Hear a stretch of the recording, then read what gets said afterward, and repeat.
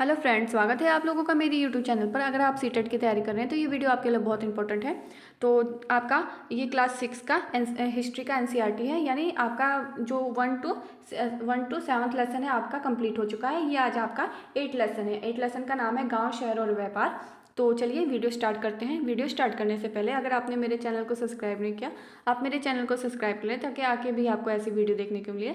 चलिए स्टार्ट करते हैं वीडियो। तो देखिए क्या कहा गया है, लोहार की दुकान का पर प्रभाकर, यानी प्रभाकर लोहारों को काम करते हुए देख रहा था। एक छोटी सी बैच पर कुल्हाड़ी और हंसिया जैसे कुछ औजार बेचने के लिए रखे थे। दूसरी ओर मुट्ठी भर जल रही थी और भट्टी जल रही थी और औजार बनाने के लिए दो लोग लोहे की एक छड़ को गर्म कर उसे पीट रहे थे।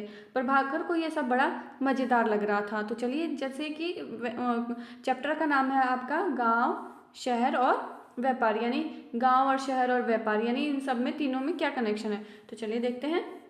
तो लोहे के औजार और खेती, यानी जो पुराने समय में लोहे के औजार थे उससे खेती किस तरह होती थी। ये आपका देखिए, ये आपका लोहे का औजार है। उसके बाद देखिए लोहे का प्रयोग आज एक आम बात हो गई है। लोहे की चीज़ें हमारी रोजमर्रा की जिंदगी का हिस्सा बन गई है। इस उपमहाद्वीप में लोहे का प्रयोग लगभग 3000 साल पहले शुरू हुआ। महापाषाण कब्रों में लोहे के औजार और हथियार बड़ी संख्या में मिले हैं। इसके बारे में तुम अध्याय 4 में पढ़ चुके होंगे, यानी आपको मैंने ये चैप्टर करा दिया है। करीब 2500 वर्ष पहले लोहे के औजारों के बढ़ते उपयोग का प्रमाण मिलता है। इसे जंगलों को साफ करने के लिए, कुल्हाड़ी और जुताई के लिए हलों के फाल शामिल है। अध्याय 5 में तुमने पढ़ा होगा कि लोहे के फाल के इस्तेमाल में कृषि उत्पादन कैसे बढ़ा था।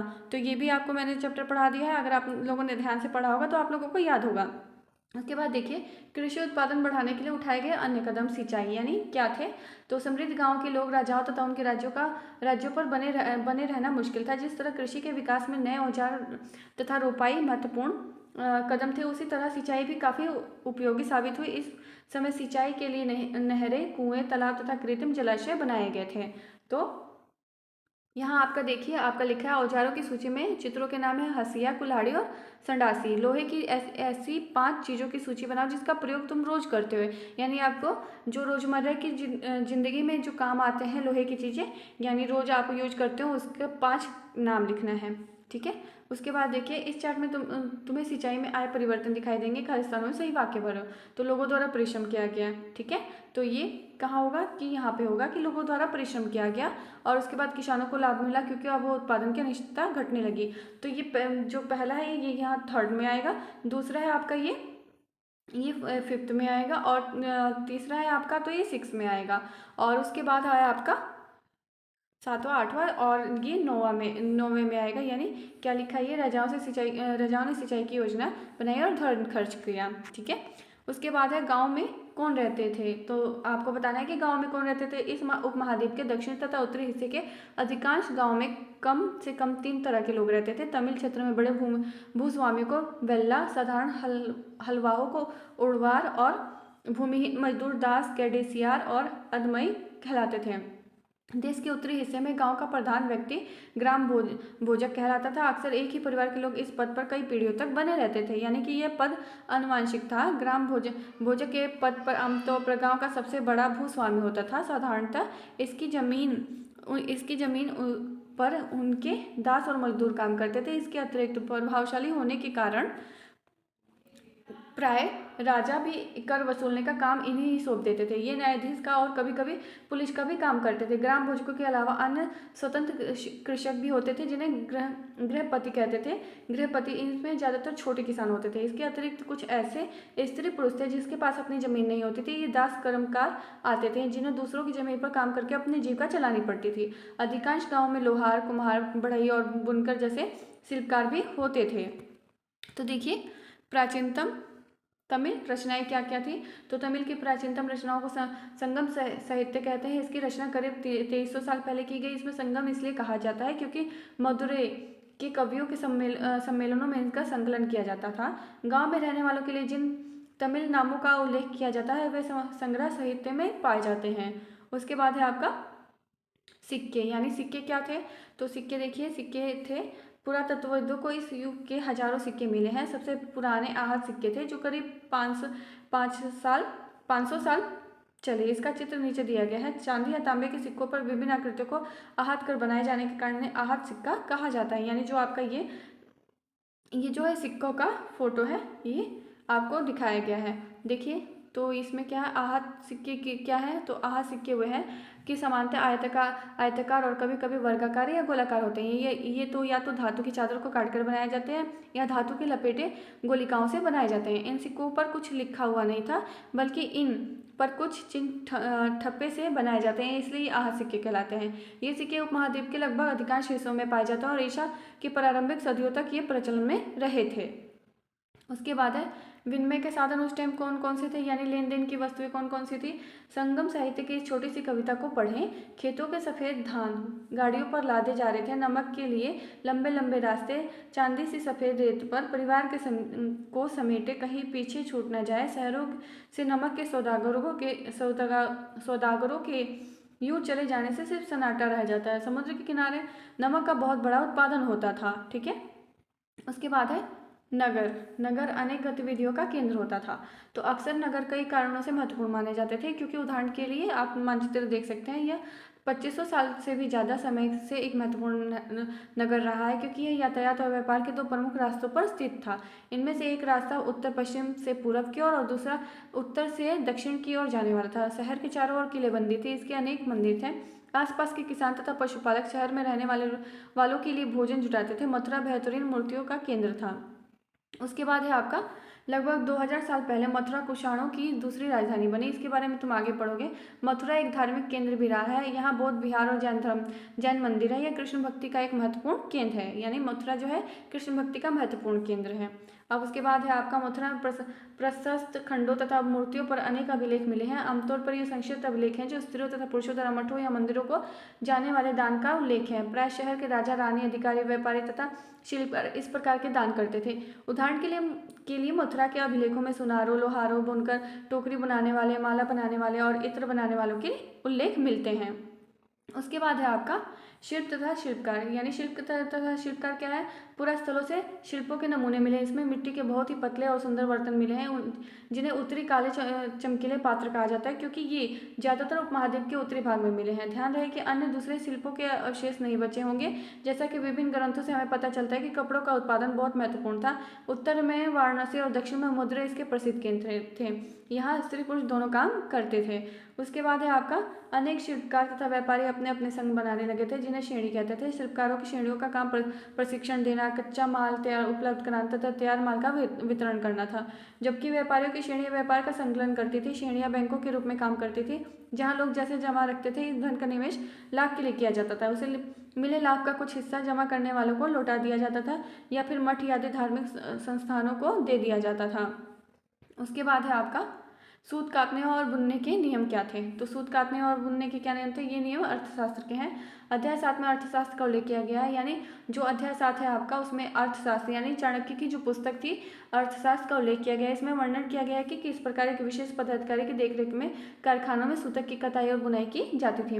ऊन, पेड़ों की छाल, कपास, पटुआ तथा सन को तैयार करने के काम में विधवाओं, सक्षम अक्षम महिलाओं, भिक्षुणियों, वृद्धा वेश्याओं, राजाओं की अवकाश प्राप्त दासियों, सेविकाओं, अवकाश प्राप्त देवदासियों को भी लगाया जाता था।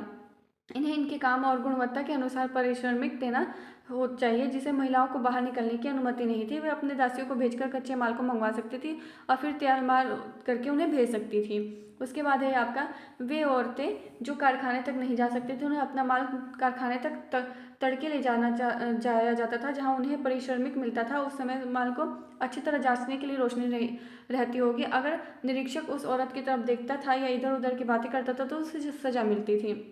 अगर औरत ने अपना काम पूरा नहीं किया तो उसे जुर्माना देना होता था। इसके लिए उसका अंगूठा भी काट दिया जाता था। तो आप आगे देखिए, तो सूक्ष्म शिक्षण क्या है, अरिकामेंडू का सूक्ष्म शिक्षण है, यानी लगभग 2200 से 1900 साल पहले अरिकमेंडू को एक पतन था। यहाँ दूर दूर से आए जहाज़ों से सामान उतारे जाते थे। यह ईंटों से बना एक ढांचा मिल रहा है जो संभवतः गोदाम रहा होगा। यहाँ भूमध्य सागरीय क्षेत्र के एफोरा जैसे पात्र मिले। इसमें शराब या तिल जैसे तरल पदार्थ रखे जाते थे। इनमें दोनों तरफ से पकड़ने के लिए हत्थे लगे थे। साथ ही यह एरेटाइन जैसे मुहर लगे लाल चमकदार बर्तन भी मिले हैं और इन्हीं इटली के एक शहर का नाम एरेटाइन पात्र के नाम से जाना जाता है। इसे मुहर लगे सांचे पर गीली चिकनी मिट्टी को दबाकर बनाया जाता था। उसके बाद है आपका कुछ ऐसे बर्तन भी मिले हैं जिसका डिजाइन या तो रोम का था, किंतु वे यही बनाए जाते थे। यह रोम, लैंप, शीशे के बर्तन तथा रत्ने भी मिले हैं। साथ ही छोटे छोटे कुंड भी मिले हैं जो संभवतः कपड़े की रंगाई के पात्र होते होंगे। यहाँ पर शीशे और अर्ध मूल्यवान पत्थरों से मन के बनाने के पर्याप्त साक्ष्य मिले हैं। उसके बाद है आपका एक यूनानी नाविक द्वारा दिया गया वितरण बेरी गाजा यानी भरूचों का यूनानी नाम की कहानी। तो बेरी गाजा की सकरी खाड़ी में समुद्र से आने वालों के लिए नाव चला पाना बहुत मुश्किल होता था। राजा के द्वारा नियुक्त कुशल और अनुभवी स्थानीय मछुआरे ही यहाँ पर जहाज ला सकते थे। बेरी गाजा में शराब, तांबा, टिन, सीसा, मूंगा, पुखराज, कपड़े, सोने और चांदी के सिक्कों का आयात होता था। हिमालय की जड़ी बूटियां, हाथी दांत, गोमेद, कार्नेलियम, सूती कपड़ा, रेशम तथा इत्र यहाँ से निर्यात किया जाते थे। राजा के लिए व्यापारी विशेष रूप से उपहार लाते थे। इन्हें चांदी के बर्तन, गायक, किशोर, सुंदर औरतें, अच्छी शराब तथा उत्कृष्ट महीन कपड़े शामिल होते थे। उसके बाद है आपका व्यापार और व्यापारी। व्यापार और व्यापारी क्या था? तुमने उत्तरी काले पॉलिश वाले बर्तनों के बारे में पढ़ा होगा। ये खूबसूरत बर्तन खास तौर पर उनकी कटोरियों तथा थालियों तथा उपमहाद्वीप के अनेक पुरस्कारों से मिला है। सवाल उठता है कि इन जगहों पर वे बर्तन कैसे पहुंचे होंगे। ऐसा अनुमान लगाया जाता है कि जहां ये बने होंगे वहां से व्यापारी इन्हें लेकर जाकर अलग अलग जगहों पर बेचते होंगे। दक्षिण भारत सोना, मसाले, खास तौर पर काली मिर्च तथा कीमती पत्थरों के लिए प्रसिद्ध था। काली मिर्च की रोमन साम्राज्य में इतनी मांग थी कि इसे काले सोने के नाम से बुलाते थे। व्यापारी इन सामानों को समुद्री जहाजों और सड़कों के रास्ते रोम पहुंचाते थे। दक्षिण भारत में ऐसे अनेक रोमन सोने के सिक्के मिले हैं। इनमें यह अंदाजा लगाया जाता है कि इन दिनों रोमन के साथ बहुत अच्छा व्यापार चल रहा होगा। उसके बाद है आपका व्यापार से जुड़ी एक कविता। तो व्यापार से जुड़ी एक कविता कौन सी है आपकी? तो व्यापार से प्रमाण हमें संगम कविताओं से भी मिले हैं। नीचे लिखी कविता में पूर्वी समुद्र तट पर स्थित पुहार पतन पर लाए जाने वाले माल का वर्णन है। समुद्री जहाजों पर लाए गए तेज तरार घोड़े, गाड़ियों पर काली मिर्च की गठरियाँ, हिमालय से मिले रत्न और सोना, दक्षिण की पहाड़ियों से चंदन की लकड़ियाँ, दक्षिण सागर के मोती, पूर्वी सागर के मूंगे, गंगा और कावेरी की फसलें, श्रीलंका से आए खदान, म्यांमार के बने मिट्टी के बर्तन और दुर्लभ कीमती आयात। ठीक है। उसके बाद है आपका व्यापारियों ने कई समुद्री रास्ते खोजे। इनमें से कुछ समुद्र के किनारे चलते थे, कुछ अरब सागर और बंगाल की खाड़ी पर पार करते थे। नाविक मानसून हवाओं का फायदा उठाकर अपनी यात्रा जल्द पूरी करते थे। वे अफ्रीका या अरब के पूर्वी तट से इस महाद्वीप के पश्चिमी तट पर पहुंचना चाहते थे। वे दक्षिण पश्चिमी मानसून के साथ चलना पसंद करते थे। इन लंबी यात्राओं के लिए मजबूत जहाजों का निर्माण किया जाता था। उसके बाद है आपका समुद्र तटों से लगे राज्य। इस उपमहाद्वीप के दक्षिण भाग में बड़ा तटीय प्रदेश था। इसमें बहुत से पहाड़, पठार और नदी के मैदान थे। नदियों के मैदानी इलाकों में कावेरी का मैदान सबसे उपजाऊ था। मैदानी इलाकों तथा तटीय इलाकों के सरदारों और राजाओं के पास अनेक धीरे धीरे काफी संपत्ति और शक्ति हो गई। संगम कविता में मुवेदार की चर्चा है। यह एक तमिल शब्द है जिसका अर्थ तीन मुखिया है। इसका प्रयोग तीन शासक परिवारों के मुखियाओं के लिए किया जाता था। ये थे चोल, चेर और पांडे। क्या थे? चोल, चेर और पांडे। उसके बाद है आपका इन तीनों मुखियाओं को अपने दो दो सत्ता केंद्र, इनमें से एक तटीय हिस्से और दूसरा अंदरूनी हिस्से में था। इस तरह 6 केंद्रों में से बहुत महत्वपूर्ण थे। एक चोलों का पतन पुहार तथा कावेरी पट्टनम, दूसरा पांड्यों की राजधानी मदुरै था। उसके बाद है आपका ये मुखिया लोगों में से नियमित कर के बजाय उपहारों की मांग करते थे। कभी कभी ये सैनिक अभियानों पर भी निकल पड़ते थे और आसपास के इलाकों से शुल्क वसूल करते थे। इनमें से बहुत कुछ धन वे अपने पास रखते थे, बाकी अपने समर्थकों, नाते, रिश्तेदारियों, सिपाहियों तथा कवियों के बीच बांट देते थे। अनेक संगम कवियों ने इन मुखियाओं की प्रशंसा से कविताएं लिखी जो उन्हें कीमती जवाहरात, सोने, चांदी और हाथी रथ तथा सुंदर कपड़े से दिए जाते थे। इसके बाद है आपका इसके लगभग 200 वर्षों के बाद पश्चिम भारत में सातवाहन नामक राजवंश का प्रभाव पड़ा। सातवाहन का सबसे प्रमुख राजा गोमती पुत्र सतकर्णी था। उसके बारे में हमें उसकी माँ गौतमी बलश्री द्वारा दान किए गए एक अभिलेख से पता चलता है। उसके बाद वह देखिए वह और अन्य सभी सातवाहन शासक दक्षिण पथ के स्वामी कहे जाते थे। दक्षिण पथ का शाब्दिक अर्थ दक्षिण की ओर जाने वाला रास्ता होता है। पूरे दक्षिण क्षेत्र के लिए यही नाम प्रचलित था। श्री सतकर्णी ने पूर्वी, पश्चिम तथा दक्षिण तटों पर अपनी सेनाएं भेजी थी। उसके बाद रेशम मार्ग और कुषाण क्या था? तो देखिए कुछ शासक अपने बड़े बड़े हिस्सों पर अपना नियंत्रण करना चाहते थे, क्योंकि इसे रास्ते पर यात्रा कर या व्यापारियों ने उन्हें कर, शुल्क तथा तोहफे के जरिए लाभ मिलता था। इसके बदले वे शासक तथा व्यापारी को अपने राज्यों से गुजरते हुए वक्त लुटेरों के आक्रमणों का से सुरक्षा देते थे। सिल्क रूट पर नियंत्रण रखने वाले शासकों में सबसे प्रसिद्ध कुषाण थे। करीब 2000 साल पहले मध्य एशिया तथा पश्चिमोत्तर भारत पर इनका शासन था। ये पेशावर और मथुरा इनके दो प्रमुख शक्तिशाली केंद्र थे। तक्षशिला भी इनकी ही राज्य का हिस्सा था। इसके शासनकाल में ही सिल्क रूट की एक शाखा मध्य एशिया से होकर सिंधु नदी के मुहाने के पत्तनों पर जाती थी। यहाँ से जहाजों द्वारा रेशम पश्चिम की ओर रोमन साम्राज्य तक पहुँचना होता था। अगर आपको मेरी ये वीडियो पसंद आए तो लाइक, शेयर, कमेंट और सब्सक्राइब करना ना भूलें। Thanks for watching.